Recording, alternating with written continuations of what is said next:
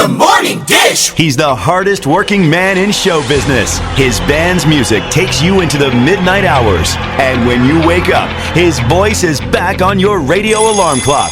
How on earth did this happen? Well, Jeff saw me taking out the trash at the radio station. And he won another award. But this one is better. I'm your boogeyman. That's what I am. It's The Morning Dish with the 2019 Radio Personality of the Year winner, Stephen Phillips. You paying attention to this, Packy? And Murphy's own Sherry Raines. Yeah, you must have given horseback passes to the right guy, Stephen. Well, giddy up. And Packy Smith's Shetland pony is right alongside. You guys know these demo tapes don't just edit themselves together, right? Well, all right. 3 cheers for Stephen Phillips. Y'all need to help Stephen Phillips out over there. Out the door and off the radio. Here's Stephen Phillips. All right, folks, we're back with you. Man, we have got a real treat. Y'all have listened to this music miles and miles on the radio. I'll guarantee you that. Kenny Lee Lewis from the Steve Miller Band. Good morning. How are you, sir? I'm doing fine. I'm sitting here sipping some Mandarin tea and just soaking in the sun rays of the Central Coast. Oh, man, you got it made in the shade. You're out in California, right? I am. Lord of mercy. But, you know, now you've been with the Steve Miller Band for quite a while. You actually started as a session musician, right? Yeah, this year will be in 39 years. Wow. What a role, man. I guarantee you. I'm like everybody else. I've listened to Steve Miller Band for miles. I mean, you know, that's just one song after the next. But man, what a career you have had. And a lot of stuff you got to do. Been all over the world, too. But, you know, one of the things, like on your live shows, what do you do, like a 90-minute or? Yeah, 90 is usually pretty standard. Sometimes we'll go, like there's a casino. Sometimes it'll be a 75 because they just want to get everybody in the casino gambling.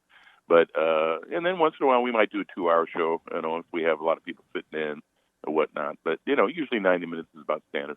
Yeah. Boy, that's so cool. Now, man, tell us about a little bit, you know, you do your 90-minute show, y'all kind of locked into it, because everybody wants to hear the hits, you know. Nobody wants to, you know, go anything but that. Y'all kind of locked in. So, you know, what is some of the songs that y'all definitely play every time? Well, we play everything that's on the Greatest Hits album, you know, which is the one that's the most popular, which is the 74 through 84 or something like that. I can't remember what the numbers are, but it's that golden era where, you know, everything from the Joker through Abracadabra. Yeah. I don't think Abracadabra's on that album, though. I think it stops at around, God, what is it? It's I can't remember the numbers, but it's 74 through 78 or something like that. I can't remember. You know, that's when all the good music. music. We play all those. And then, you know, we play some of the stuff from the earlier days. You know, we play like, Living in the USA, Space Cowboy. Sometimes we'll do Calculator. Right.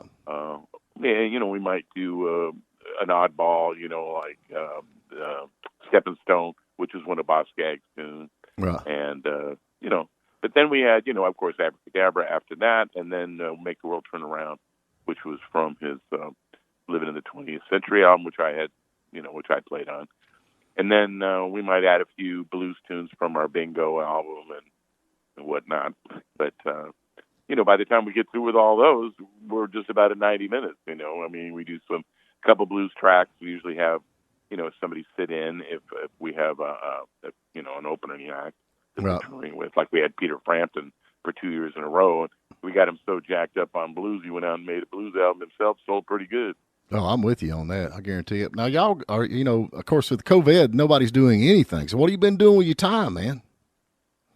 Oh, you know, gardening and whatnot. But I'm also working on a YouTube channel that I offer up free performances and little kind of like master class series of, you know, guitar and bass instruction. And then I'm just about ready to launch my website where I will be doing lessons, you know, on a subscription basis, where you just come and just access my library, and you can just take a lesson anytime you want, 3:00 in the morning if you want. And that's going to launch soon. I also write, you know, I have a book on Amazon that's been on for about 4 or 5 years now called Skeleton Dolls, which is kind of a crazy Stephen King, you know, Dan Brown kind of thing. So I'm also a writer, a novelist. I'm actually seeking representation right now with agencies because I have a sequel for it that I'm trying to launch as a fresh new book. And, and cooking shows. I'm working on a cooking show. Wait a minute, now you do cooking shows? Show, gardening, and but that's how I've been keeping busy, and then I've been doing some streams too from my garage, and then I just did a really nice one 2 weeks ago at a place here in town called Slow Brew Rock. Really good lighting and sound, and that's on my YouTube channel. You just go to Kenny Lee Lewis on YouTube, and you can see those 2 sets. I just remastered the audio on them, and they sound really good. So that's been fun. That was the first time we played in front of a live audience in over a year. I'm going to tell you, this YouTube channel you're talking about, especially with the guitar, because you play guitar and bass with both. Well, that's what I play in my band. Like when you watch those sets that I was just talking about, I'm the guitar player. Right. I think that is great that you're doing guitar lessons like that. That is something. I'm going to have to sign up, I guarantee. I know G, C, and D, but I play country music, so I'm pretty good shape with that. But yeah, well, that's all you need. I mean, Miller made a career on 3 chords, 3 chord song. Yeah. So now you write books, but do you write songs? Oh yeah, I have 7. I have 7 songs with Steve on 3 different albums, and then I have had 3 record deals actually of my own in the past, and then of course I've written for television and motion pictures and whatnot, over the years. Man, you're a busy guy. I guarantee. I did not realize all this. When you think of somebody in a band, you think that they just go out and play out, on Friday nights, and then the rest of the time they just laze around the house. But golly, tell me about the cooking show. Now, I mean, are you a chef? I mean, what is this all about? No, I don't call myself a chef. I call myself a cook.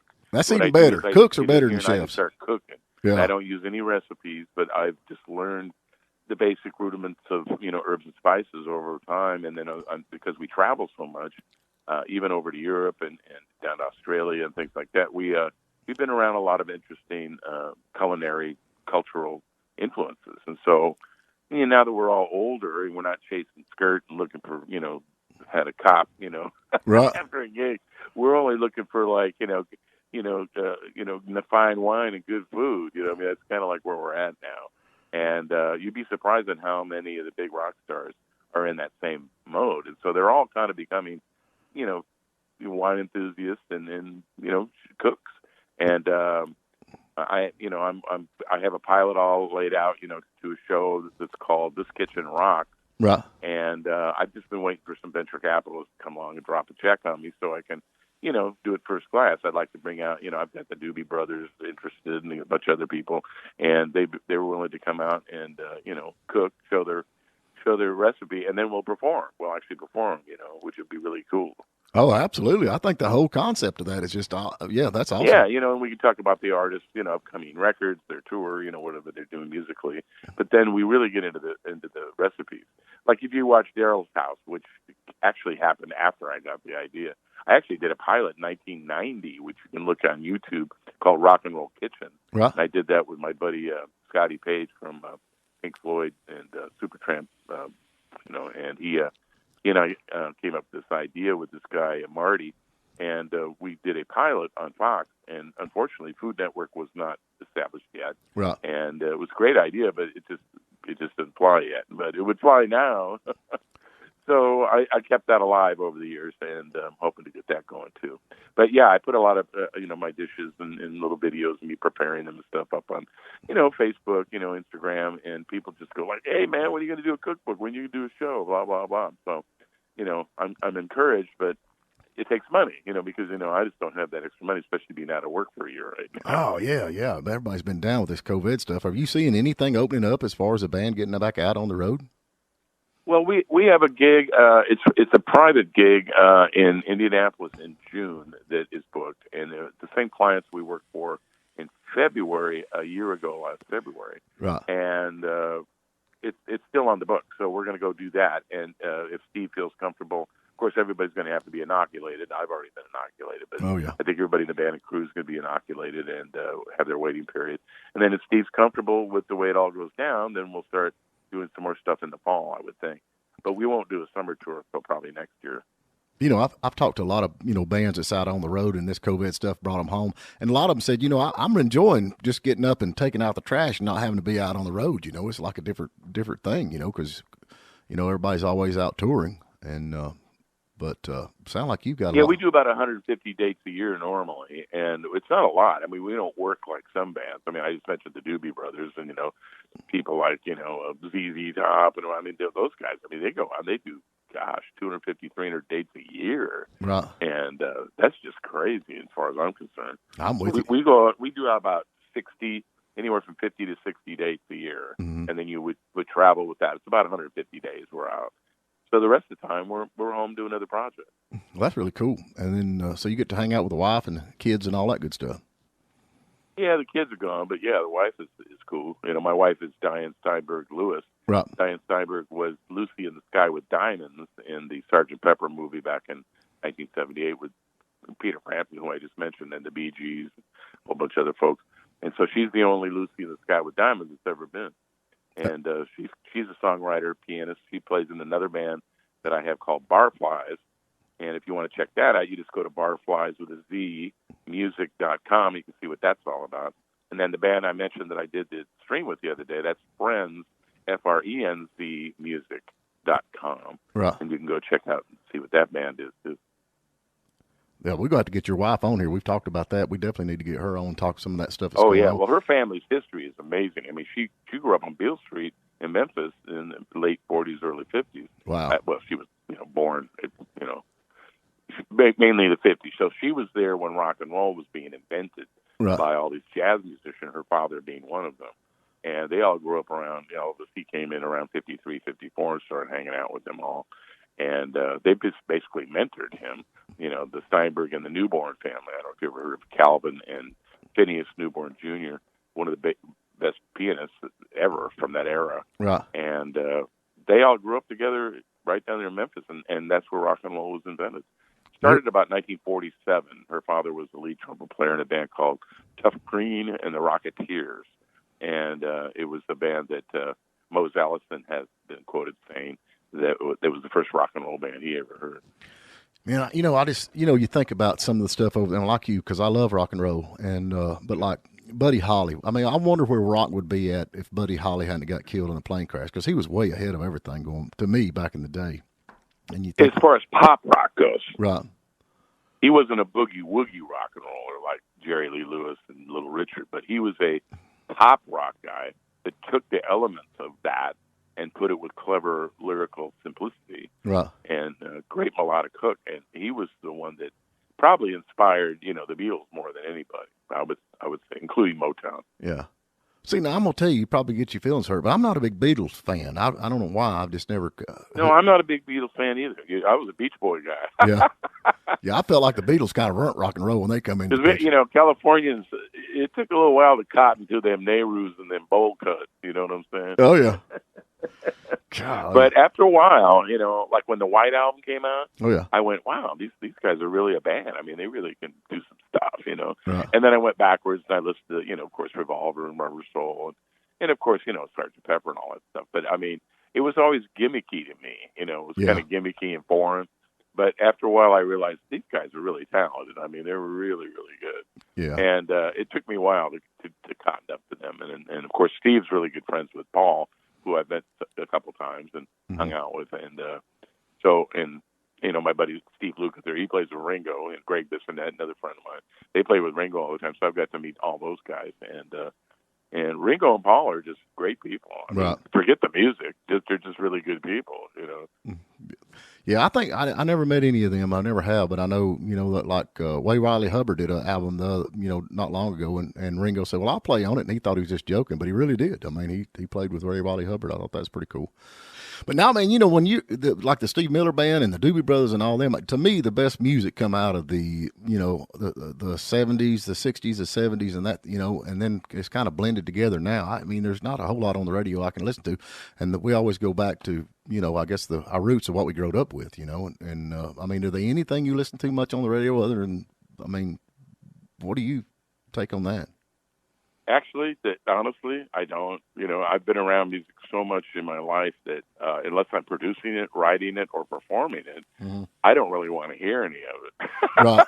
I can understand that. Because it's so much a part of my life. I mean, I get off tour sometimes, and I don't want to touch the guitar for a month or so. Right. everyday 'cause thing. I'm just wore out. Yeah, it's just. But I mean, that's a fortunate thing. I mean, I know people out there going, "Hey, man, that would be really cool." It is cool. It is a very cool thing, and I don't take it for granted. But it does after a while. I mean, especially now that I'm getting older, I've just heard just about everything you could possibly hear. Right. Once in a while, I'll hear something I really like. I really dug her. Right. I just saw this girl. What's her name? Danielle Nicole. Right. She was just on Daryl's house. She's really good bass player, great singer. I mean, there's a couple bands, that I just go. And then, of course, the Black Pumas. I just heard them on the Grammys.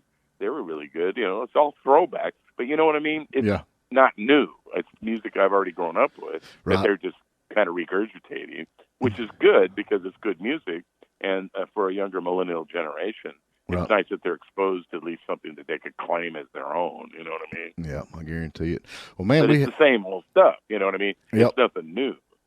Well, we have got to get to a break. Can you give, before we go, tell everybody how they can get up with you, and especially all this stuff that you've got going on, which is a lot, but tell them again where they can find you and how they can get up with you and follow you, all the stuff that you got just going go to KennyLeeLewis.com for my website. You can go to FRENZmusic.com for my own personal band, and then my band I have with my wife, Barflies, BARFLYZ music.com.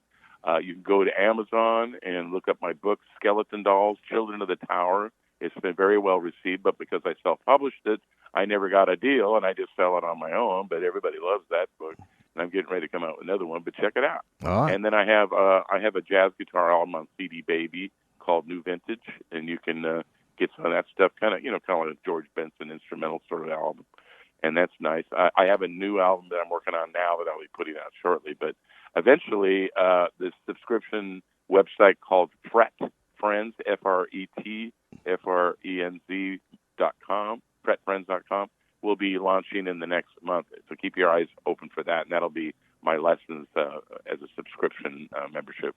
I'll tell you what, when that thing starts launching, give me a shout. We'll get you back on. We'll talk about it and advertise that some more, man. I sure do appreciate your time, though. No doubt about it. My pleasure. Thank you, Steve. And we will keep in touch with you, brother. So we got to get to a break. And like I said, you have a good afternoon. Yeah, we'll have to go over to Farm Burger, get some chicken livers and an organic hamburger. There you go. That's in Atlanta. I don't know if you know that, but that's a really good place. Well, I figured chicken livers. I'm all about that. And they got collard greens, too. It's a burger place that has collard greens and chicken livers. Now, check that out. That's Southern food, baby. I'm all about it. So, all right, man. I'll talk to you later. Keep on rocking. Thank you for listening. This is Stephen Phillips, host of The Morning Dish. Please subscribe to our YouTube channel because we have a lot more interviews out there to listen to. Plus, you can listen online every morning at WJULradio.com or Lake 97.7 WJUL. And give us a like on our Facebook page, The Morning Dish.